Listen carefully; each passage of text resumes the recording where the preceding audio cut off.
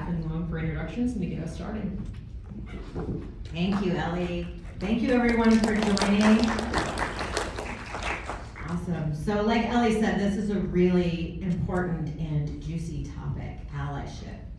So I'm Kathleen Long. I work for Repair Pal, and I'm happy to be with you and with these ladies talking about this today. So with that, I'm going to have them introduce themselves and tell you a little bit about who they are and why they're here. Hi everyone, my name is Jillian Weishaar. I'm the Head of Education and Diversity and Inclusion for Parks Authority, and I'm very excited to be on this panel again for the third time. Hopefully not last. Hi everyone, thank you for being here. My name is Tansey and I'm the proud owner of Euroclinic. It's a European auto repair shop in Silicon Valley. We've been in business now over 10 years and we just recently expanded our business. So yes, brace myself for a bunch of issues, but it's going great. Good afternoon, everyone. My name is Kristine Frost. I'm the Chief Human Resources Officer for Standard Motor Products in New York City. And it's great to be here, and I hope we get to have some fun. We will. I will make sure we do that. So, let's start off with some questions and some audience participation, which, by the way, at the end, we're going to also open up for you to ask questions. So, active listening is really good because then we get the best questions at the end. So first, I'm going to ask you to raise a hand up if you've ever been an ally to someone in the workplace. Yeah, I'm here for this. And how many have also or ever been a recipient of some allyship from someone else? Great. Who would like to know more about what it really even means to be an ally? All right, good. So all three things can be true, by the way, right? So that's what we're here to do, is to think about this.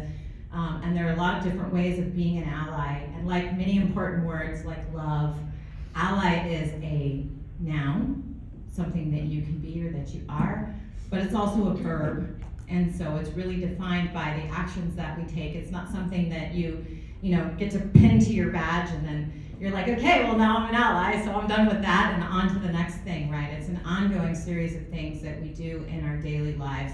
And so let's get into it. I'm just gonna go down the line here and ask you to define what allyship means to you. Sure. So my definition of allyship has changed over time. As I have learned more, that definition has kind of gone along with that. I used to believe that it was about getting it right, and I have found that in the pursuit of getting it right, it often causes us to pause in the moment and miss opportunities to do the right thing right then and there. So my definition has shifted to really be about doing the right thing in the moment, because you can do the right thing, still get it wrong, but then do the right thing again and get it right. It also takes this idea of allyship and makes it a little bit more tangible, because it gives you many more opportunities instead of a big milestone to reach about trying to get it right. So in conjunction with that, it is also about, at the baseline, there's lots of layers to allyship, but at the baseline level, it is about protecting the experience and the emotional well-being of those around you. No more, no less. It's really about being aware and protecting the experience. Well, that's enough, isn't it? That's a lot. How do you define it? For me, in my search for knowledge throughout the years of being a shop owner, for me it was really important to try to get educated on it and making the decision on what we wanted the culture for the shop to be. I have come to find out that allyship for me is kindness, having an open mind, having an open heart, and being open to understanding how people think and learning from how people think. And I think that has shaped a lot of our company culture, from sales to technicians to ownership and our own leadership that goes into our team. Yeah, absolutely. I think a lot of things start from culture, whether we're talking about shop or whether we're talking about corporate or any of the other, very rich business models that sort of exist here in the aftermarket. So I think that's a really important baseline for us to establish that allows allyship to flourish. Right, and Kristine, what about you? I think everyone here has heard the golden rule, treat others the way you want to be treated.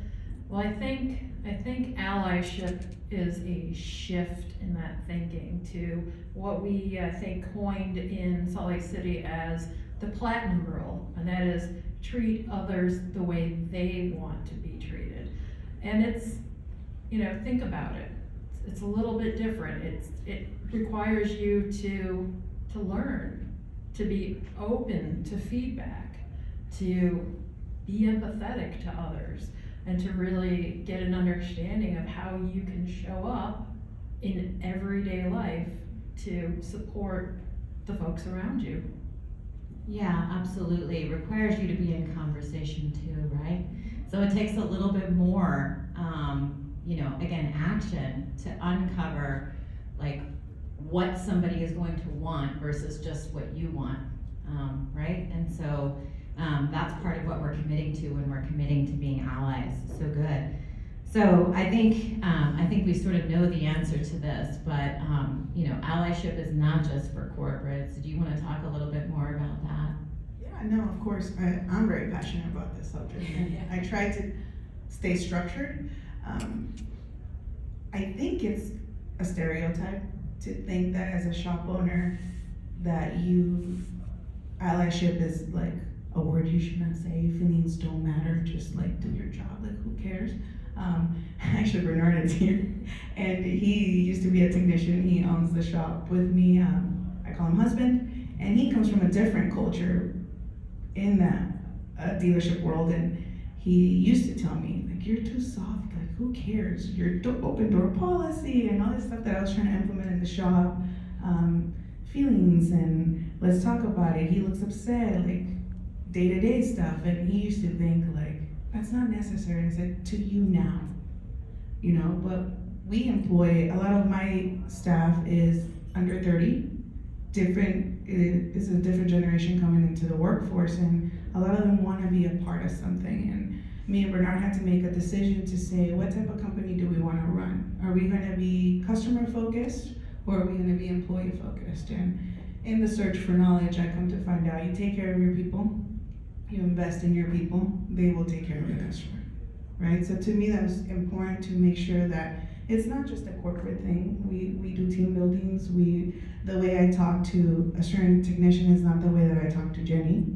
The type of allyship or leadership that Jenny needs from me might not be wanted by one of the technicians, right? So it's making sure that you get to meet your team and to know how to talk to everybody in an individual way, because everybody's needs are different. I'm not telling you guys to go and like now try to get all up in people's faces and volunteer everybody, because it might not be wanted. I know me and Jill discussed it, right? Sometimes people's personalities are not that. It's making sure that you read the room, learn how people think before you do the type of correction or you try to implement something, just because you have to learn from how others think.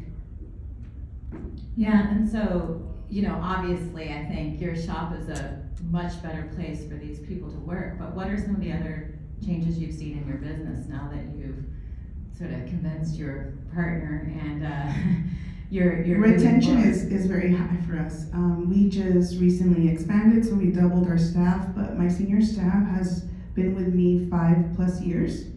And I think a lot of that was the growth, right?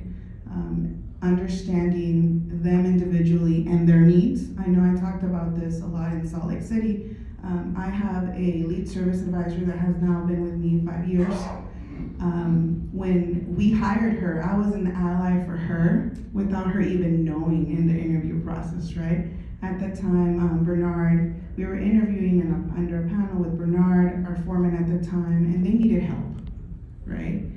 Jenny didn't have a strong resume, but I loved her phone interview, so we invited her in, and Jenny was 20, single mom, and lived 35 miles away from the shop. And, she was female. And, of course, the boy club, She leaves and like we're discussing, and I heard all the things, right? They're stating everything that could go wrong. We need help. She lives far. Commute. She's young. She's female. A lot of our customer base at the time was male. It's gonna be hard to kind of train, and she's a new mom with a new baby. Babies get sick. We need help and all that stuff. They started stating all that stuff, and I looked at Bernard and I said, I get it, but you're stating all the things that can go wrong, and you're thinking of everything she could not provide. What about if we give her good pay, stability, flexibility, and we educate her, we can change her life. I'm very proud to say that Jenny hit 6 figures this year. She has grown. She just celebrated her 5-year anniversary with our company. We hosted a beautiful reception for her and her family and our team. She moved into a 2-bedroom apartment. She's still a single mom, and she's kicking ass. So to me, I say that, right? It's not just an appearance, and I'm huge on recruiting, so I don't want to make it like this, but a lot of it is be an ally for those not strong resumes, because you cannot teach character. You can train skill for those that want to, but you could never teach the character. Yeah, that's right.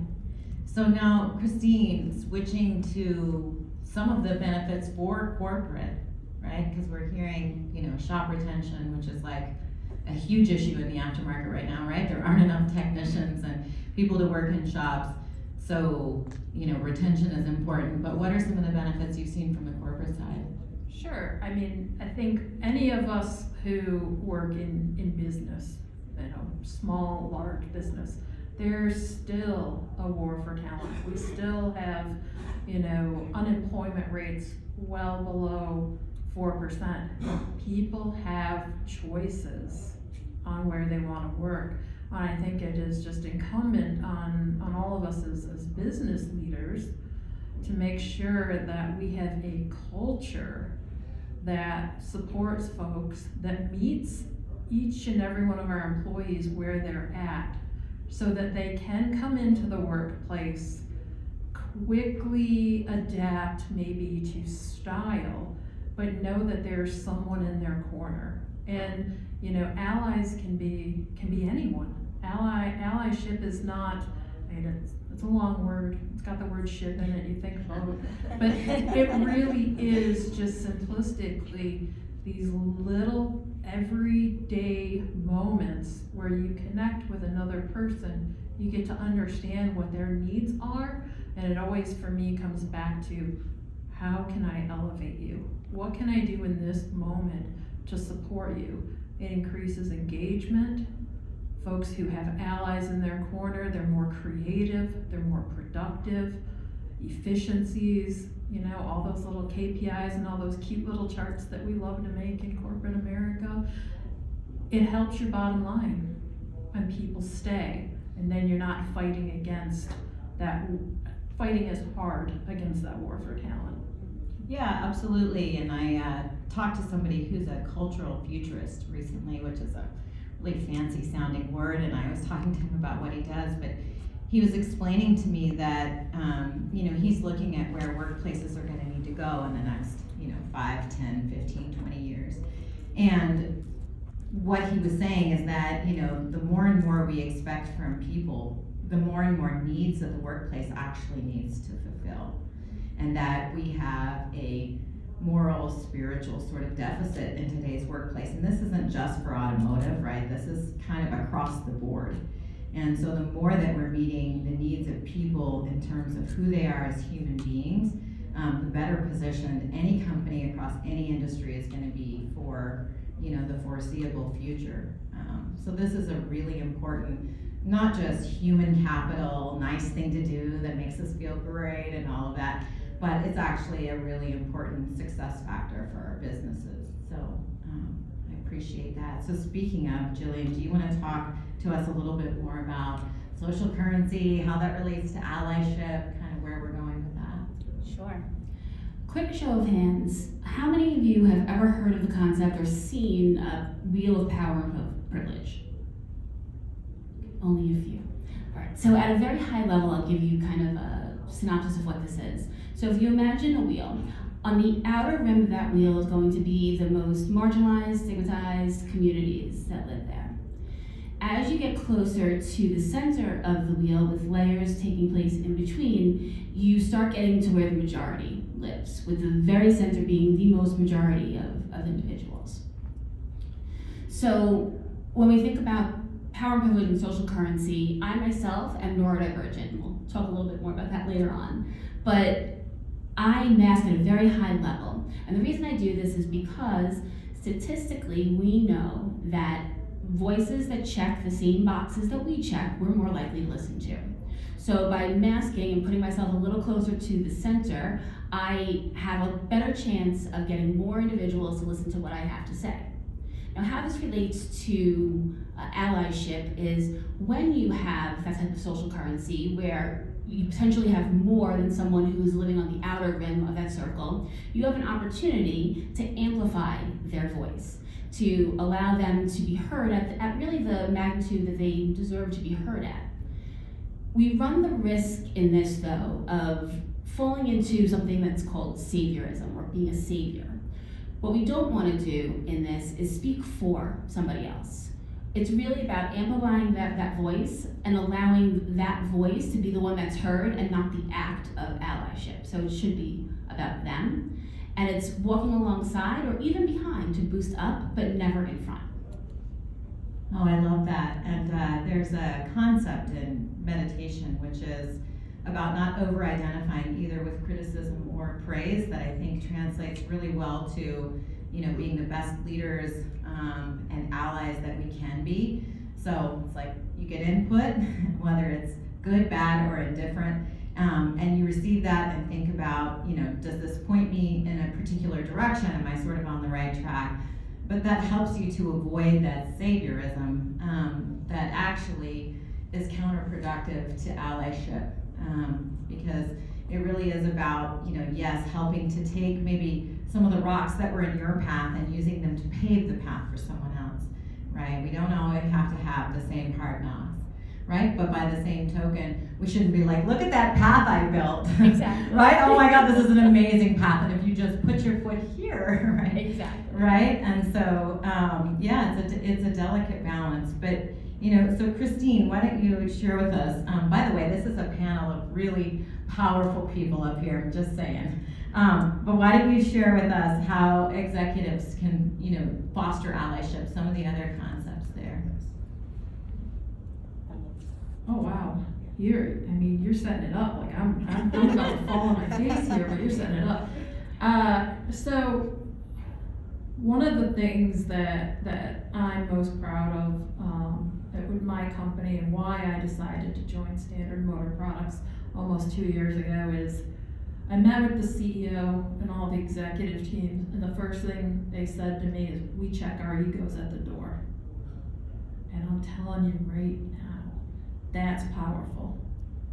Because you've got your executive team, they're walking the walk, they're not just talking, they're listening to the folks around them, and they're inviting various voices, different voices, to the table. And they're helping to project what's going on throughout the company, regardless of if you're sitting in a corporate office or you're in a distribution center or you're in a manufacturing center. When one of us executives shows up, we're gonna roll up our sleeves, we're gonna go out there, we're gonna talk, we're gonna see what you're doing, what are your pain points, how can we help to support you. And I think it's that foundational culture of checking your ego at the door, leading with a little bit of humility and empathy that is absolutely key to making this stick. I mean, I'm all for grassroots efforts, don't get me wrong, but I think that it really is incumbent upon all of us as leaders and all of us who are not leaders who speak to our leaders to send that message. The culture matters.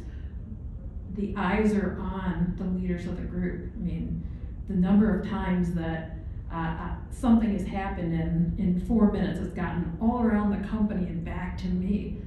people are watching. They want to see, they just almost feel the heartbeat of the leadership team, and they just know, if they're on the right track.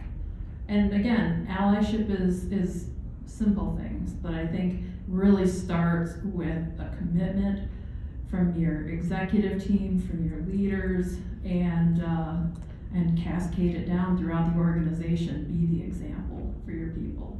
Yeah, I totally agree with that. And I think the important things there are, really the commitment and the checking of the ego, because there is no such thing as a perfect ally, right? And so there's times where you're gonna get it wrong, and if the ego gets in the way, then you're not able to really receive that and make the necessary adjustments in the moment. And it really is a day-to-day, moment-to-moment, person-to-person, individualized exercise. So I think that's critical. But we all can have influence over that. So like Kristine was saying, even if you're not sitting in the executive seat yet, then I think, one of the things that you can do is think about, and this is in itself is an act of allyship, talking to your leaders about how they can do this and what you learned. Very important. So do you want to also chime in here with some examples from your shop of like just day-to-day kind of activities or things that you would suggest for people to think about? Yeah, we just hired a GM, so I'll probably share the story. We have a lead technician that has been with me now 5+ years. We've created the type of culture where there was an issue with the car. It came back to me later. People talk, right? They want to know, hey, who did you just put in place for you? Are we going to receive the same type of treatment that you have provided for us the past 5 years? But something went on where I guess the parts didn't come for a Porsche. The customer needed the car back. The sales team was stressing, and the GM was his first week, and my lead technician, the GM's talking about hey, we'll add a line for you to put this part in. We're gonna go run a porter to grab it and all this other stuff. And my lead technician looked at the GM and was being an ally to the GM and said, hey, relax. He's like, I'm gonna take care of the customer. You guys, I know I'm gonna be taken care of, right? And the GM comes to me and tells me, he has worked for big dealerships, Porsche, Land Rover, all in our area, and he said, I have never worked for a type of ownership where the bottom line, they know they're gonna be taken care of. Where Roman's concern was he was being an ally for the customer. We gotta get this, it's been here for a couple, I'm gonna take care of it. Don't worry about where I'm gonna clock in. I know I'm gonna get my time. And he was impressed. I was like, yeah, I know. But it's that type of culture. For me, I think in shops, it's that type of culture that's gonna create that help. Roman too, he is very quick to lend a hand. If he sees a new technician that just came, doesn't know our process, nobody needs to tell him. He just knows, right? So I think at a shop level, I hate the word culture because it's misused now, but it just means what type of character do you hire? People know what they're getting themselves to the first day, and just be kind and helpful, and if somebody's in need, say something. And allowing the executives now, to be able to say, hey, I'm putting people in place that are gonna continue this. And that, to me, that's powerful. We have doubled our sales, our GP, our performance, our efficiency. People wanna work for companies that are taking care of them. And that's it. I was an employee for a long time too. And when we built the business, we talked a lot about what we liked from employers that we worked, and definitely a lot of what we did not want to do, right? Yeah, absolutely. And it sounds like you've done a great job of really creating that safety net where the employee knows they're going to be taken care of, and so then they're free to do the right thing. So why don't you, Jillian, talk to us a little bit more about creating that psychological safety for the people you work with or that work for you? Sure. So I am going to dive a little bit more into masking, because I do believe when we're talking about psychological safety, they go hand in hand. Yes. I'm going to speak from my own experience. I shared earlier that I am somebody that is neurodivergent. I will tell you that if you've met somebody that is neurodivergent, you've met one person that is neurodivergent. Our experiences are going to look very different, and this is what I'm most comfortable speaking about because it is my experience. I'm also the mom to a high-needs special need neurodivergent child, so I can tell you a little bit about the contrast there. My son lives in a world completely unmasked. He lives very authentically, and part of that is because the life experiences that he has had has not shown him any differently. And this is important when we think about masking, because masking is an adaptive behavior that is designed by the individual to protect themselves, right? Protect them from either further marginalization or psychological safety. It is different though than other adaptive behaviors. For example, if you are somebody that curses up a storm in your personal life, but you don't do that at work, that's not necessarily masking, that's just really an adaptive behavior. Because it's not intrinsically part of who you are, and it's not signaling to somebody that, or shining a spotlight on something that marginalizes you. So from my own experience with masking, I'd love to share this story about how an ally showed up for me. Now, the other piece of this before we get into the story is individuals that mask is not just specific to neurodivergent individuals in any marginalized community. Masking happens across the board, and individuals that mask are at a greater risk for depression and burnout than those. And from a personal experience, it's just exhausting. It truly is. So throughout my career, I have learned that when I'm invited to meetings that I'm not really sure why I'm there, it's usually so I can learn from the individuals hosting the meeting, right? So that I can learn to think differently or show up differently or respond differently. Ultimately, changing things about the way that my brain works is how this kind of has translated to me. I have adapted to be very, very quiet and reserved and observed in almost every setting that I am in that I'm not really sure how safe I can be. So at one point in my career, which was the absolute turning point for my career, I was invited to a meeting and I wasn't sure why I was there, assuming that I was there because they wanted me to learn to think different, right? They wanted me to learn from the individuals in this meeting. So a question was posed and then the individual hosting the meeting turned it to me and said, "Jillian, what do you think?" And I said, "Oh no, I'm not here to throw any curveballs." Like in my brain, I'm thinking, I know what this is about. I'm just here to learn from you. But they said in that moment, "No, we know you think different, and that's why you're here." And that was the single act of allyship that was a pivoting point in my career. So something as small as that created psychological safety for me then to unmask and share more of what was going on. I think Kristine touched on it earlier. When you invite diversity in, you allow a greater breadth of creativity, right? So when I'm masked, you're getting me at 40, 50, 60%. When I'm unmasked, you're gonna get 100. Yeah, absolutely. And there's studies across the board that show or validate what you're saying. Harvard Business Review did a study, and the more sort of you require your employees to fit in a box, the more sort of corporate maybe you behave. The more time employees are spending sort of meeting all of those rules and thinking about how they show up and all that, the less time they're spending doing creative, innovative, impactful things for your business. And it's just a fact. And I think we're starting to see that shift quite a bit in corporate culture where, we used to have these very thick handbooks full of all the rules, like women don't show too much cleavage and make sure your shoes are a certain color and da da da da da. And I think when we start to just sort of remove some of those very hard-line rules, people show up at work more comfortable. They are ready to work. And I think that's very important. And on the point of masking, how many women in here mask their motherhood at work?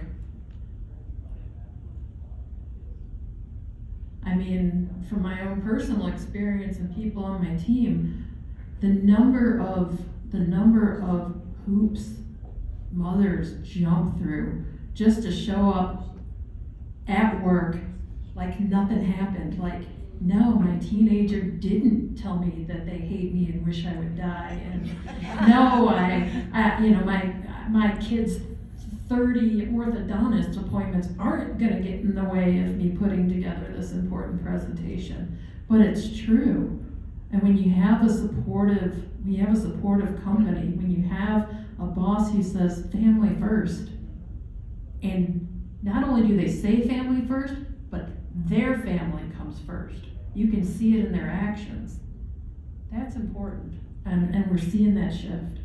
I would like to add to that, in the shop level too, it's sad, I'm sorry that you guys, thank you, women, just because you guys have paved the path for individuals like me. I'm a millennial, for me to be able to like do that. I'm also from the Bay Area, so yeah, it's different.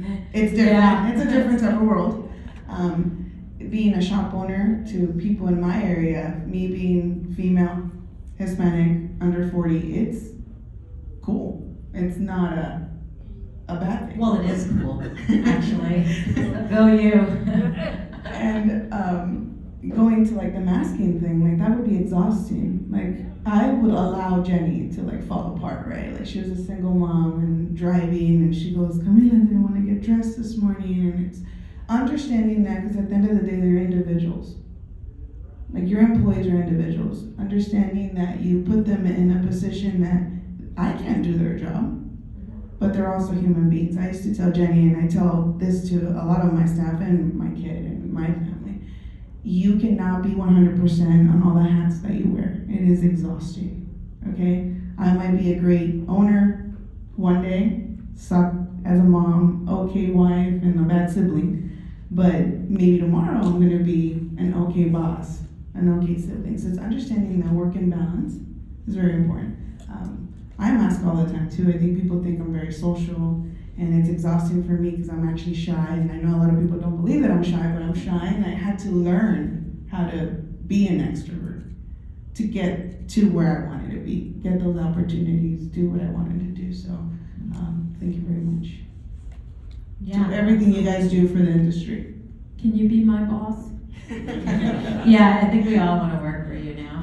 It is very easy. I look at a lot of shop owners, and a lot, like we encourage vacation, and a lot of people in my network that are shop owners go like, well, that brings down sales, you're in production hours, you're not pushing on stuff. Like my foreman just went to the Dominican Republic, took 2 weeks off, and we made sure to prepare the schedule. The whole team picks up extra hours to allow that type of vacation. He came back fresh, and the guy, first job was an R8, he was pulling out an engine, it was like a 36-hour job.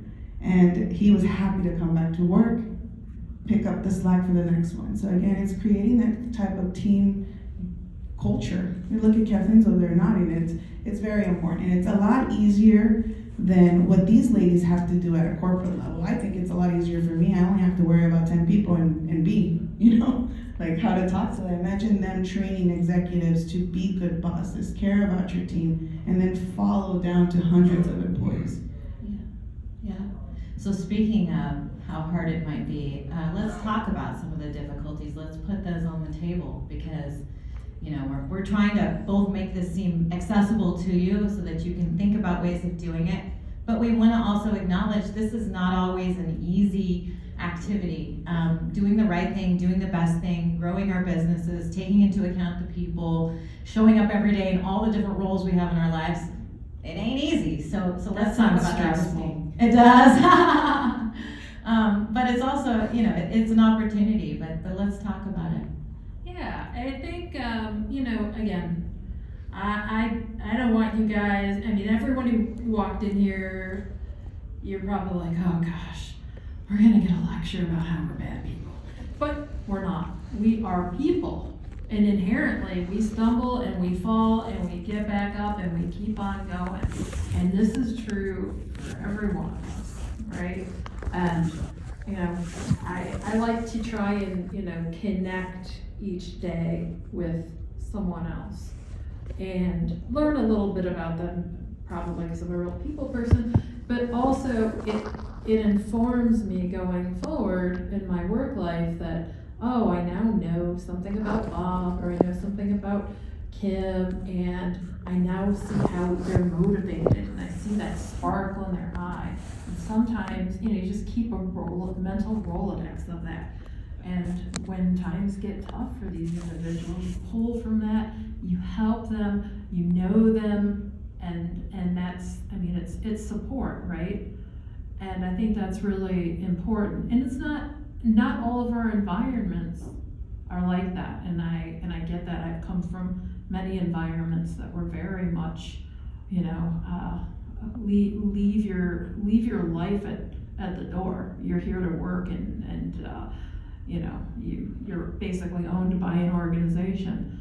I heed, or I say to each one of you, if you're in that situation, there's something better out there for you. There's a better place. You have choices. Very low unemployment. Everyone needs talent. But I do think it's important, and maybe going a little bit tangentially, when you're looking for a job, really understand that team you're going to work with. And I think that's some of the most important advice and life lessons that I have learned, right? It may sound like the best job on earth, but if you're unable to connect with someone or multiple people, if you're unable to come to work and be yourself, and you have to mask or hide important parts of yourself, it's going to be exhausting. And when Sunday night comes around, you're not going to sleep. And that's a terrible existence for anyone. Yeah, absolutely. So what do you think some of the difficulties are, Jillian? So everyone is on their own journey as it relates to diversity and inclusion, as it relates to being an ally. Everyone's on their own journey, and it's really up to the individual to want to learn, to want to absorb this information, and want to show up for others in this way. When I think of a really great example of this, I think Randy Buller, who is the CEO of Person Authority, the company that I very proudly work for, does a really amazing job at this. If you have ever had a conversation with Randy and he said something that you wanted to call him out for, he is genuinely grateful to hear that information. So you can say to him, hey, you know, like, that wasn't so sensitive, or in any way, and he'd be like, thank you for letting me know. I'm very happy to have that information. And then he actively seeks out knowledge on his own. So I think the challenge is understanding that everybody's on their own journey, everybody's on their own path, and it's not always going to look the same. Yeah, absolutely. And I think, you know, one of the other challenges is just getting people to really care about this or buy into it. So with that, I'm going to make a couple little plugs here. And this is a part where maybe you want to take a note or listen up. Because it's very specific action that I'm going to recommend that everybody takes. So one is that there is let's see, let me get this right. There's the Company Ally of the Year Award from Women in Auto Care. We can nominate somebody for this award. Why does it matter? Why do we need to highlight this person that's doing these things for the year? I will tell you, as somebody who, you know, stands on one of these soapboxes around this on a regular basis, the very worst thing that could possibly happen is that you're talking about this really important topic and no one shows up, right? So thank you all for being here today, for engaging in this, right? This is step one. Step two is let's continue to amplify and to tell the stories of people who are doing this work. Because when we do that, we learn by extension. We are saying to people, this is a worthy and a worthwhile activity, right? And so, but that's a once a year award. So, and it goes to one person, right? So how do we then think about how we're amplifying the day-to-day examples that we're seeing of what all of these wonderful people here on the panel are talking about? There is a campaign that Tammy Tecklenburg's company, DOT, has come up with called #AftermarketAlly. And I will tell you that a few days ago, someone recognized me as Aftermarket Ally. And I, first of all, was not expecting it. And secondly, well, I cried. And then after that, you know, I really was enamored of it because it just gives me another opportunity to, again, you know, sort of tell the story, spread the word, give people ideas about different ways that they can be allies and that they can work toward inclusion at their companies and in their daily lives and things like that, which for me is one of my big sort of purpose whys, why I do this, why I'm here, all of that. And it's a very simple LinkedIn campaign. You can go to Dot for more information about that. You can add me. You can see how Kristine Zarippa recommended me for that, and then you can click on the link and you can go do this for somebody else. There's a simple graphic and you can be recognizing somebody every single day if you want to. You can recognize one of these amazing participants in this panel if you want to. So there's very simple ways that you can get involved and that you can actually sort of help spread the word in your networks about this. And in a way that's going to be personally meaningful for people who are out here, doing their best to do this work, because as you've just heard, it's not always the easiest work. And it's really easy to sort of on any given day, any given Tuesday, as I like to say, to get it wrong, right? So with that, I would love for each of the panelists to sort of share like one sort of last like practical tip that you would like people to sort of move forward with. And then I'm gonna open it up for questions from you all. So why don't we just go down the line here and start with Jillian and move our way down. So I would say start with awareness, not just being aware of the experience of those around you, but also potentially what's not going on around you. So take a look at that meeting invite, see who's not on it that maybe should be on it. That's gonna be the best piece of advice I can give you for a starting point. Yeah, I love that. Look at who's in and look at who's not in, right? And do you really have the diversity you need in that conversation to accomplish the end result and synthesize all the perspectives and think about what the outcomes are gonna be? Beautiful. Do you have those people on your team too, by the way, right? If you don't, maybe you need to hire some more or some different people. Beautiful. Michelle, what about you? What's your tip? I think a tip for leadership or anybody in management or in leadership, like was the goal for me this year, and I've been doing really good this quarter, but it's super hard, is to speak last. If you're in a meeting or start the meeting, if you're in a position of power, make sure that you speak last, because you have the opportunity to hear every individual. You have the opportunity to already kind of like sit with whatever everybody's saying, and you have the opportunity to be the last one to make an attempt. And what I've learned is like, if everybody's speaking about an issue, because a lot of the times they talk to me is about problems. Nobody ever says, "Hey, Michelle, brought donuts, come have coffee with me." It's like a list of stuff, right? But you have the opportunity to hear my foreman's input, which might be different from the sales team, from the GM to ownership. But I heard everybody's thoughts, feelings, how they're thinking about the situation before I can ask, well, what do you want to do about it? And it's super funny because then they come up with a solution on their own, but they were looking for me for an answer, and I'm like, that's why I hired you guys, But if you speak last, you would see how they're so smart, creative, innovative, and they could actually problem solve this. So you enable less when you talk less. If that makes sense.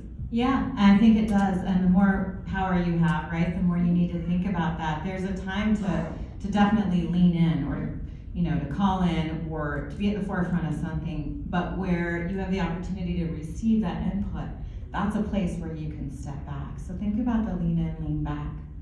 Beautiful, I love that. Kristine.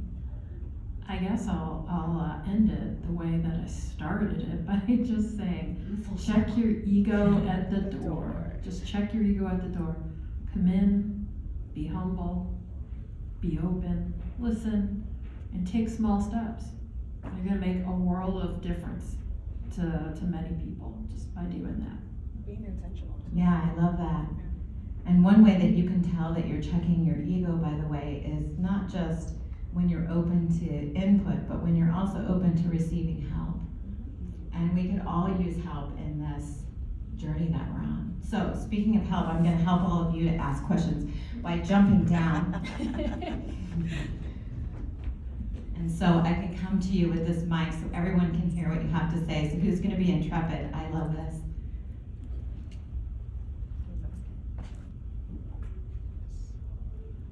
I'm curious how you take this message to your teams that are spread across the country, because I'm familiar with your companies. So are you training your leaders? What are the resources you're giving to keep the message going? Sure, I'll jump in. Being in charge of education and diversity inclusion gives me a unique benefit that I can leverage my education resources for some of this information.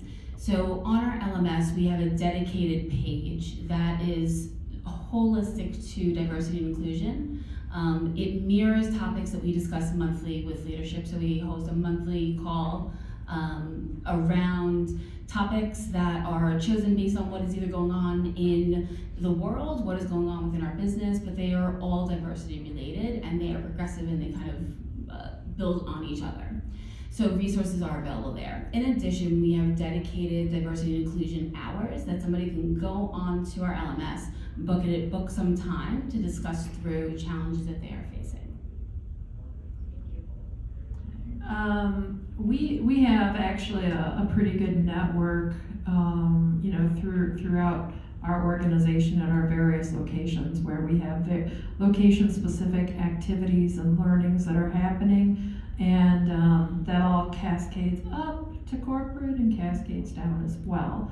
So, I think with us, the message from our leadership team is very, very clear on this. They're very supportive, and that gives us, sort of what we need really to make this a lot easier cascade. And then of course we take all the learnings from all the locations and we bring them forward to corporate and share them that way as well. So I just want to jump in one more time because you said something about it cascading down, like your upper leadership really being supportive of that. And that is the key, most critical piece. So for us at the very top, we have full buy-in from Randy, our CEO, and that message really does translate down. So it really does start there. absolutely. Beautiful. Where am I going next? What's the next question? I would just suggest as leaders, it doesn't always start at the top, but you can take it through your department and take ownership of spreading it through the organization. So I think that that's important too. If you run a team, you can do it. Absolutely. Good comment. That's great, Kim, because you don't need to be in a position of management or sit in the C-suite to translate and ask for leadership and create that down. I think they have provided great examples on how to do so, right? Like if you're not in management, you don't have a department, but you hear stuff, it's just, I believe in Allyship to be more of like, you make a decision there and then there's action behind it. So I know they mentioned nouns and verbs. I look at it more of a verb. Is making the decision to create that action to say stuff like invite somebody over to dinner, come have dinner with us. We see that you're lonely at this cocktail table, coming around with us for a little bit. Those type of little actions. I think a lot of people have the mindset that it's this extraordinary thing and it's like unattainable, but it's easy little tasks that you can do throughout the day or bring it up to leadership. It's more being outspoken about it. Even when you're shy. Even when you're shy. One action at a time. I love that. Where's the next question? Oh, come on. I can stand here silently for like 10 minutes. So this is sort of a question for you, Jillian. One of the things that I find is that when a company that I work for hires another woman, I'm the de facto, Lisa will help you find your way around, right? Because we look at the same. How do companies change that mindset that allyship does not have to be, we're putting two pawns together and two queens together and two bishops together. We're putting people that have like experiences together. How do you make that transition? Because I worked at a lot of companies, big companies, small companies, and it feels like the de facto habit is, I'm gonna find someone who looks just like you and that's your new partner here. Right. So I want to preface this by saying that, us like all other companies, we're a work in progress, right? We don't have it completely right. We want to get it right, and we have the desire to get it right. So I can give you an example of something that we are doing that is helping to shift this. But to sit here and say that it is perfect would not be the truth. So One of the things we are doing is within our networking groups that we have is we've very intentionally invited allies into that space. So it's not just a closed community for, I'll use our women networking group, which is Women Powered by Hearts Authority. We very intentionally invited anyone who wants to be an ally into that community, into that space. To help shift that mentality a little bit, that it's not just about the individuals in that community, but about anyone who supports that community. Awesome, thank you for your question. Or else? Okay, if you don't mind meeting me just a little bit over here, I'm not supposed to stand under the speakers or bad things happen.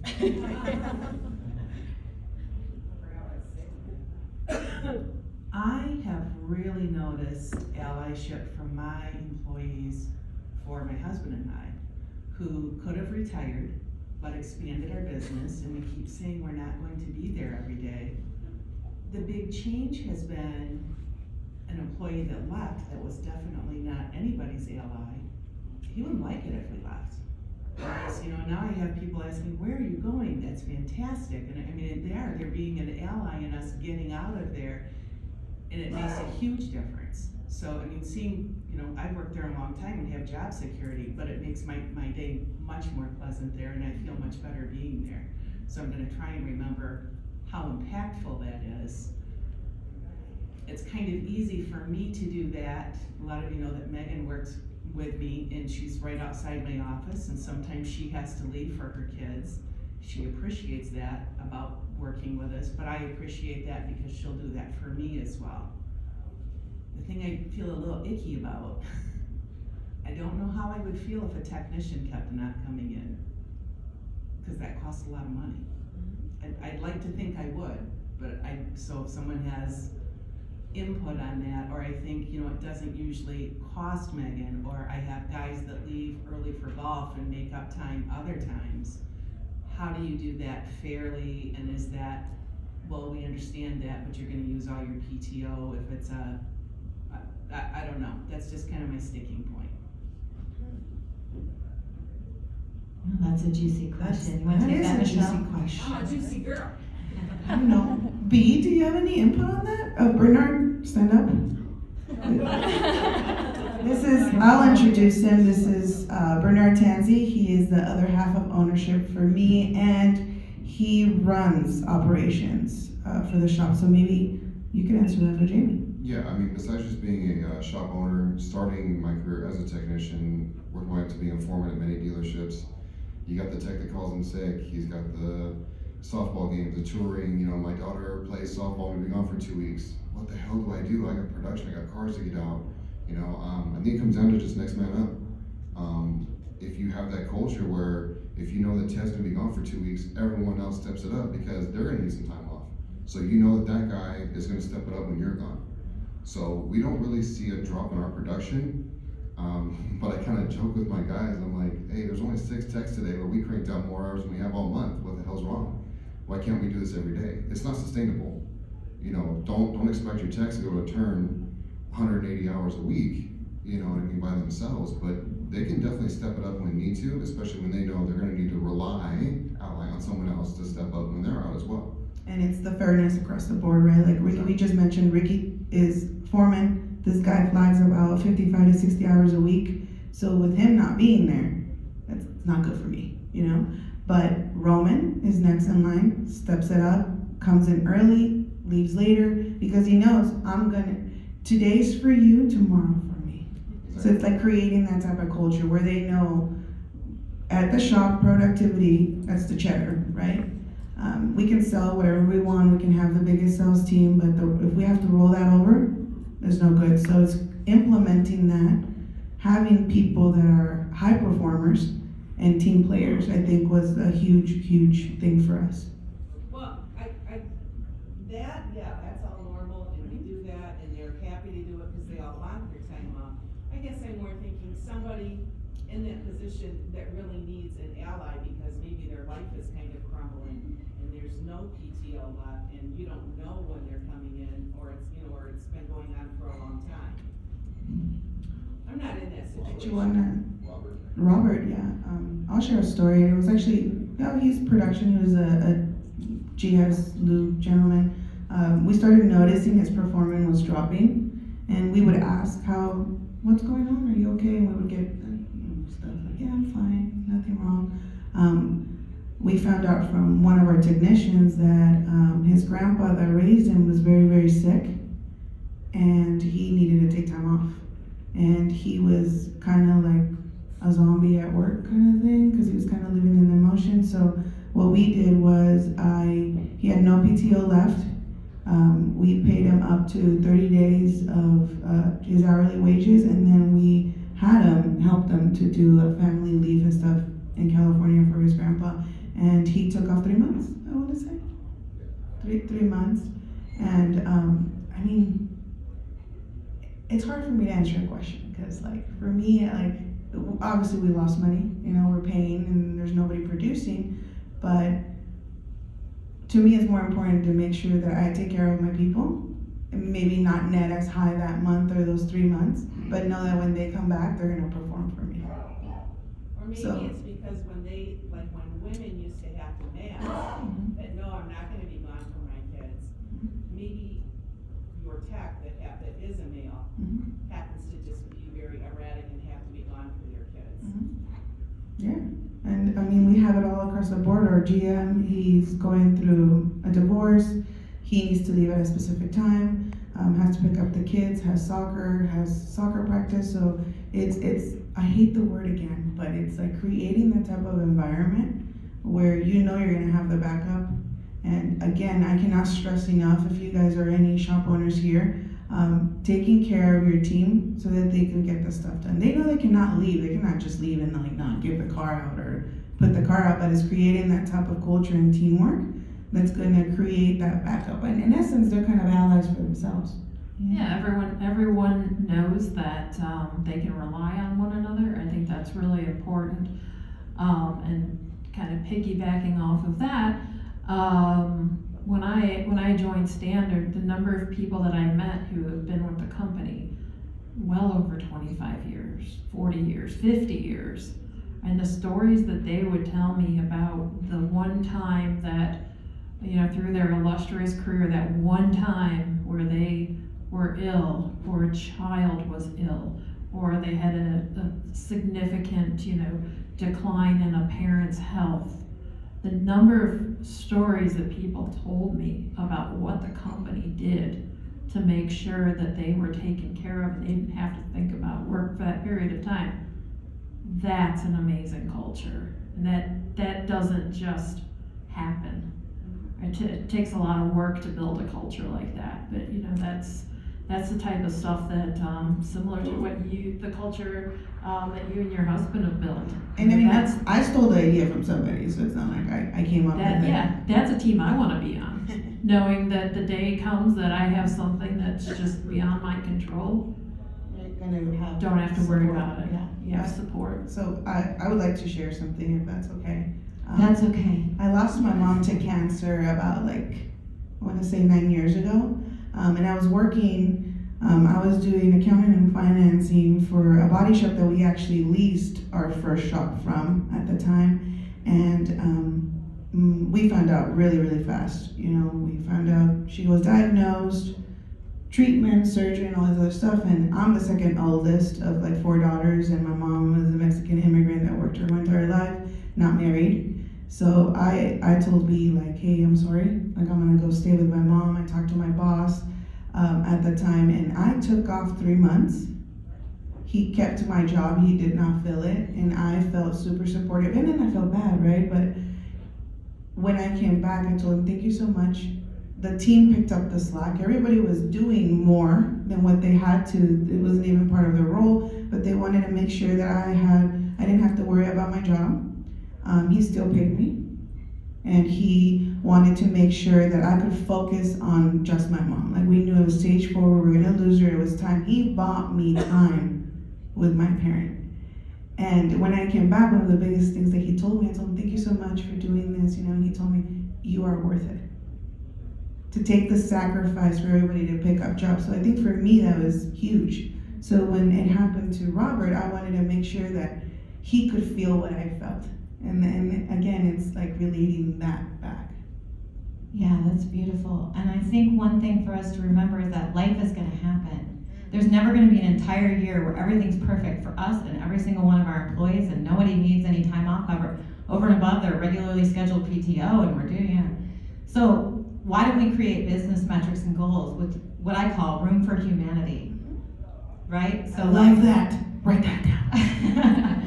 Yeah, I mean, so when I think about what can I accomplish with the people that I have, and creating that squish.